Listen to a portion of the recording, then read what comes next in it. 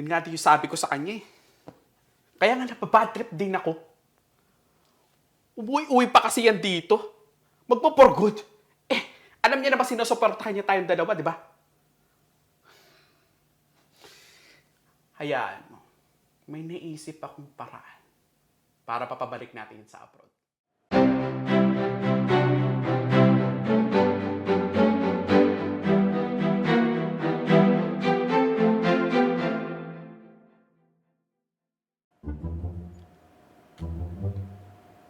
Ganda dito ah.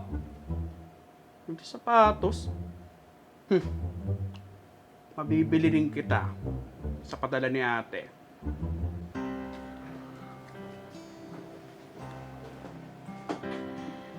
Brent, umuwi na ako. O bakit nandito ka? At sino may sabing umuwi ka? Ano ba namang klaseng tanong yan, Brent?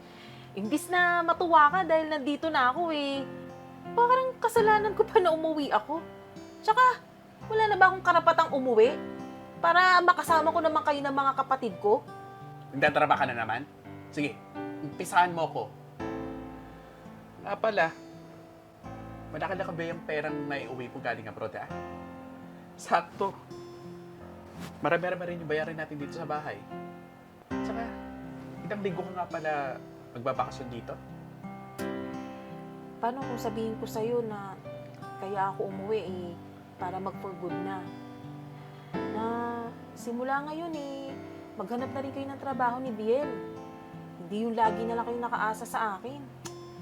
Pagod na rin yung katawan ko eh, kakakayod sa ibang bansa, Brent. Anong magpo-for good? Anong mapapala mo dito? Tingin mo ba may mahanap kang trabaho dito? Tsaka paano tayo mabubuhay na ito? Kaya simula ngayon, magbanat na kayo ng buto. Hindi yung palagi kayo nakaasa sa akin. May sarili din akong buhay at pangangailangan.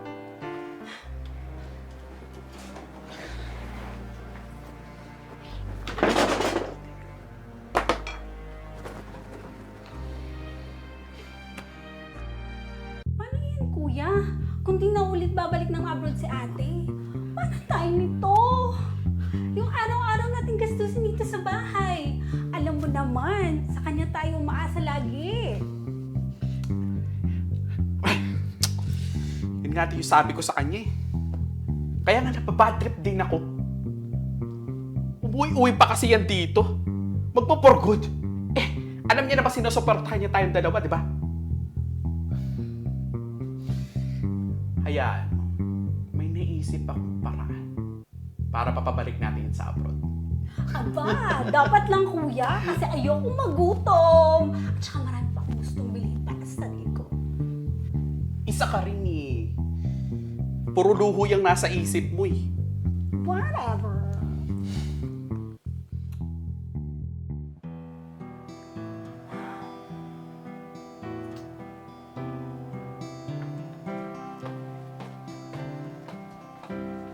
Ate, wala ka na ba talagang balak mag-abroad ulit?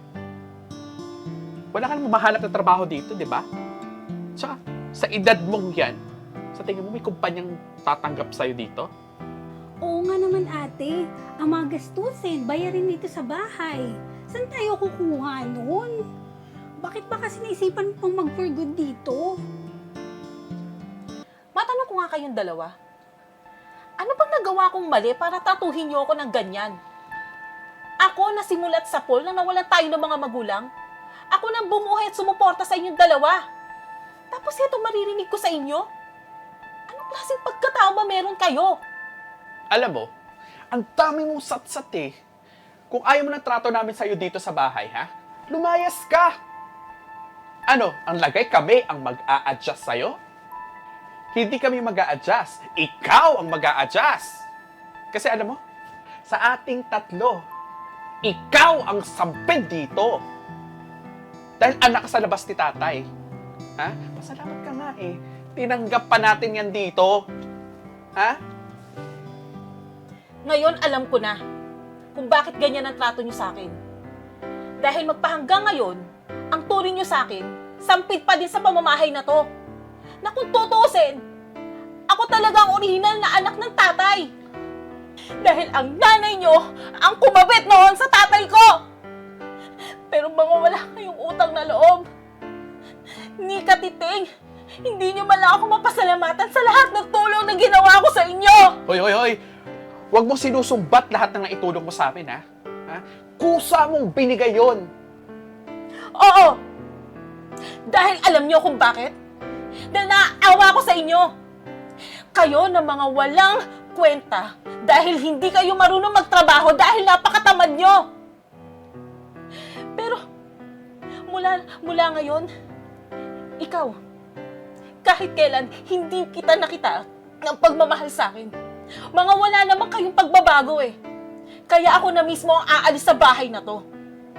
Pero itong tatandaan nyo, ni Kusing, wala kayong maaasahan sa akin. Dahil simula ngayon, magkakanya-kanya na tayo!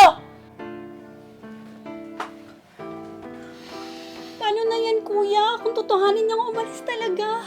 Umalis na nga, oh! Paano na tayo? Maghanap ka ng trabaho. Pero kuya, ano namang trabaho ang applyan ko? Paali ko sa'yo, basta ako maghanap akong trabaho, bahala ka nga dyan. Flower, paano ka na nito?